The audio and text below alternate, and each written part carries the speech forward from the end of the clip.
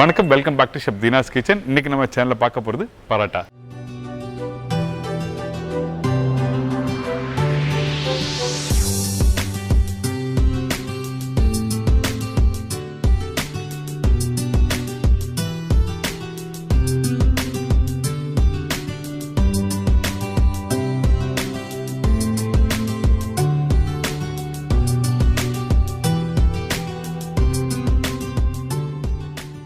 பரோட்டானா ரெகுலராக பண்ணுற பரோட்டா இல்லை, இன்றைக்கி ஒரு சீஸ் பரோட்டா எப்படி பண்ணுறது பார்க்க போகிறோம்.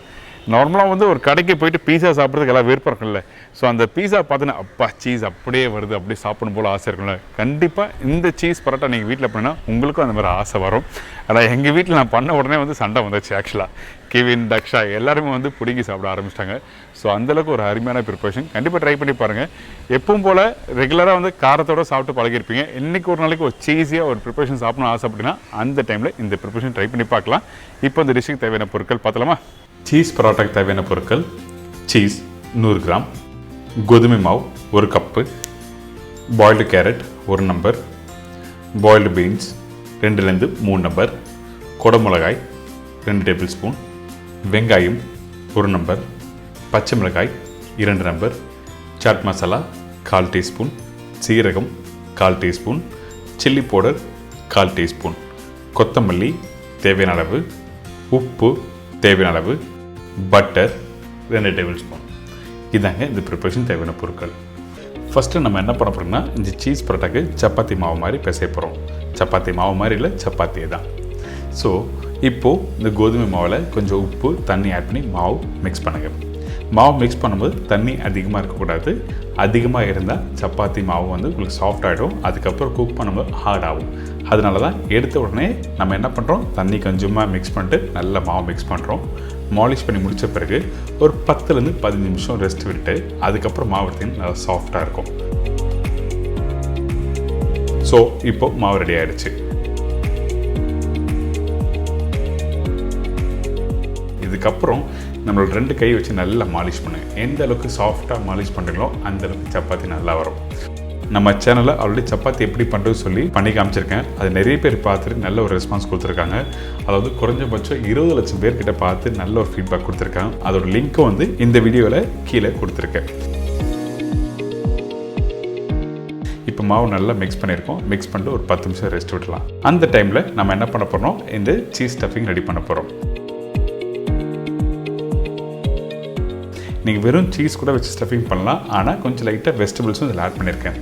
இந்த வெஜிடபிள்ஸ் கேரட் பீன்ஸ் நான் போட்டிருக்கேன். அதுக்கப்புறம் குடமிளகா போட்டிருக்கோம். கேரட் பீன்ஸ் மட்டும்தான் போடணுமா அப்படி கேட்டிங்கன்னா அப்படிலாம் இல்லை. உங்களுக்கு பிடிச்ச மாதிரி நீங்கள் green peas, sweet corn, mushroom, வேறு எதனா வெஜிடபிள்ஸ்னால் நீங்கள் ஆட் பண்ணிக்கலாம். நிறைய பேர் என்ன பண்ணால் சீஸு, ஆனியன், பச்சை மிளகாய் இந்த 3 மட்டும் போடுவாங்க. ஆனால் இன்றைக்கி ஒரு கலர்ஃபுல்லாக இருக்குன்னு சொல்லிட்டு தான் இந்த வெஜிடபிள்ஸ் எல்லாம் இதில் ஆட் பண்ணியிருக்கோம். ஸோ குடமிளகா போட்டிருக்கேன், கேரட் பீன்ஸ் போட்டிருக்கேன், கொத்தமல்லி போட்டிருக்கேன், பச்சை மிளகாய் போட்டிருக்கோம். அதுக்கப்புறம் ஜீரா பவுடர், சாட் மசாலா இதெல்லாம் போட்ட பிறகு கொஞ்சமாக சில்லி பவுடர். இந்த chilli powder, jeera powder, chaat masala just ஃப்ளேவருக்காக மட்டும்தான் ஆட் பண்ணியிருக்கோம். அந்த ஸ்பைஸ் லெவல் கொஞ்சமாக தெரியணும். பச்சை மிளகாய் போட்ட பிறகு உப்பு போட்டு நல்லா மிக்ஸ் பண்ணுங்கள்.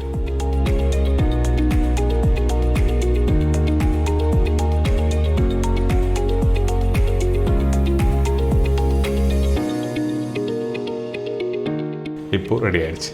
அதாவது சீஸும் வெஜிடபிள் குவான்டிட்டி எப்படி இருக்கணும்னு கேட்டிங்கன்னா, நீங்கள் அந்த சீஸ் எடுத்து கையில் எடுத்திங்கன்னா அந்த வெஜிடபிள்ஸ் நல்லா மிக்ஸ் ஆகணும். அப்போ தான் உங்களுக்கு கரெக்டாக ஸ்டஃப் பண்ணி ரோல் பண்ண முடியும். அதனால தான் ரெடி பண்ணி வச்சுருக்கேன். இந்த ஸ்டஃபிங் எடுத்து காமிச்சிருக்கேன். இப்போ பார்த்தீங்களா, இந்த டோ நல்லா சாஃப்டாக ரெடி ஆகிடுச்சு. இப்போ கரெக்டாக ஒரு 10 நிமிஷம் நான் சொன்ன மாதிரி ரெஸ்ட்டு விட்டு நீங்கள் அப்புறம் எடுத்திங்கன்னா இந்த மாதிரி சாஃப்டாக இருக்கும்.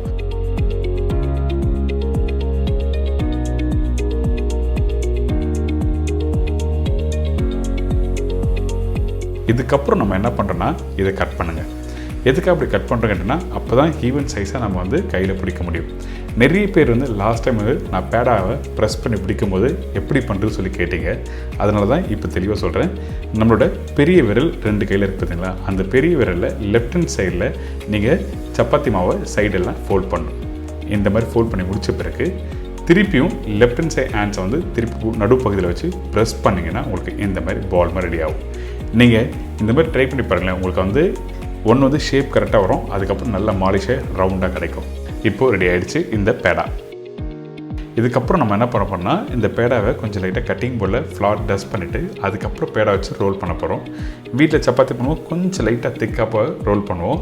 ஆனால் இந்த ப்ரிப்பரேஷன் தின்னாக ரோல் பண்ணோம். அதாவது சிலன் பரோட்டா நீங்கள் பார்த்துருப்பீங்க. அதாவது எல்லா சைடும் வந்து ஈவனாக வந்து ரோல் பண்ணிவிட்டு அதுக்கப்புறம் ஃபோல்ட் பண்ணிவிட்டு குக் பண்ணுவோம். அதே மாதிரி தான் நம்ம பண்ண போகிறோம். ஸோ அதனால் தின்னாக வந்து இந்த கோதுமை மாவை வந்து நீங்கள் ரோல் பண்ணுங்கள். மைதாவில் பண்ணலாமா கேட்டிங்கன்னா கண்டிப்பாக பண்ணலாம். ஆக்சுவலாக இந்த ப்ரிப்பரேஷன் கோதுமையில் பண்ணால் அந்த ஸ்டஃபிங் கரெக்டாக நிற்கும். அதனால தான் கோதுமையில் பண்ணியிருக்கோம். இப்போ ரோல் பண்ணி முடித்த பிறகு எக்ஸஸாக இருக்க அந்த மாவை வந்து லைட்டாக கையில் ஃபோல்ட் பண்ணுங்கள். அதே மாதிரி இந்த சைஸ் எந்த அளவுக்கு ரோல் பண்ணியிருக்கேன் காமிக்கிறேன் பார்த்தீங்களா, இந்த மாதிரி ரோல் பண்ணி எடுத்துருங்க.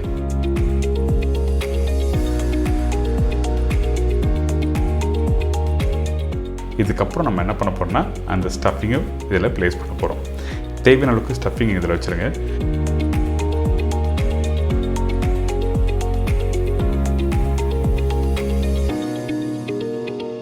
ஸ்டஃபிங் வச்ச பிறகு நான் இன்னொரு விஷயம் சொல்கிறேன். நான் யூஸ் பண்ணது செடார் சீஸும் யூஸ் பண்ணியிருக்கேன். செடார் சீஸ் இல்லைனா இந்த மாதிரி அமுல் சீஸ் வந்து ஸ்லைஸ் வாங்கி நீங்கள் யூஸ் பண்ணிக்கலாம், ஒன்றும் தவறல இல்லை. ஸோ என்கிட்ட ரெண்டுமே இருக்குது, அதனால தான் இந்த ப்ரிப்பரேஷன் ரெண்டும் யூஸ் பண்ணியிருக்கேன் நான். இல்லாதவங்க அமுல் சீஸ் ஸ்லைஸ் வந்து எல்லா இடத்துலையும் கிடைக்கும், நீங்கள் வாங்கி யூஸ் பண்ணிக்கலாம்.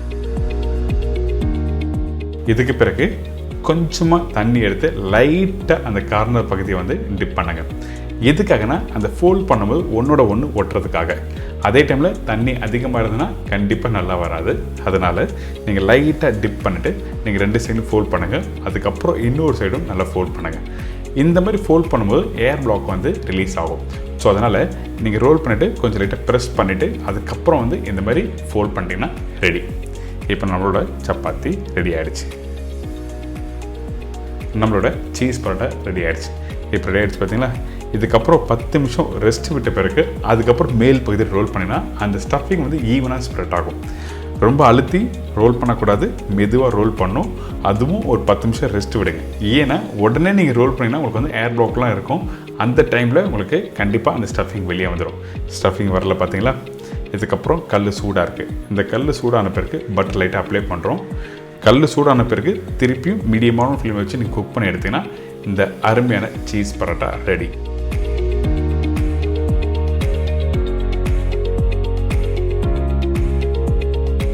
இந்த பரோட்டா குக் பண்ணி எடுக்கிறதுக்கு முன்னாடி இந்த கார்னர் பகுதியெலாம் ப்ராப்பராக வந்து லைட்டாக ப்ரெஸ் பண்ணுங்கள். வீட்டில் ஒரு காட்டன் கிளாத் இருந்ததுன்னா இந்த மாதிரி ப்ரெஸ் பண்ணலாம். அப்படி இல்லைனா டிஷ்யூ பேப்பர் வச்சு நீங்கள் லைட்டாக ப்ரெஸ் பண்ணிவிட்டு 4 பகுதியும் ப்ராப்பராக குக் பண்ணுங்கள். ஏன் கேட்டோன்னா நம்ம ஃபோல்ட் பண்ணியிருக்கோம். அந்த ஃபோல்டிங் வந்து கார்னர் பகுதி கொஞ்சம் திக்காக இருக்கும். திக்காக இருந்தால் வேகாது. அதனால தான் இந்த மாதிரி ப்ரெஸ் பண்ணுறோம். பார்த்தீங்களா, நல்லா பஃப்னு சூப்பராக வந்திருக்கு. இன்றைக்கி ஒரு சூப்பரான ஸ்டைலில் சீஸ் பரோட்டா ரெடி.